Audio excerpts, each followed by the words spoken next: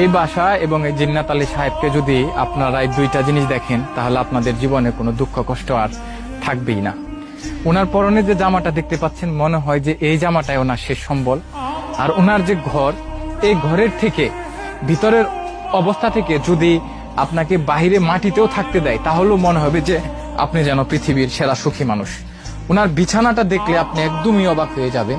দেখেন বিছানার অবস্থা কি, কোথা থেকে কত বছর আগে এই তুষকটা চেয়ে আনছিল সেটা বলতে পারবো না। আর এই দেখেন কিছু পুরনো জামা কাপড় কে দিয়েছে, কোথা থেকে পেয়েছে জানি না।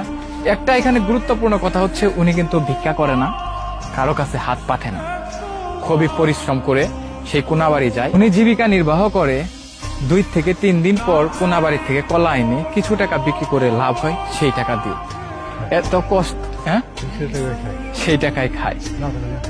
আহারে, না পেলে না খেয়ে থাকে, দেখছেন।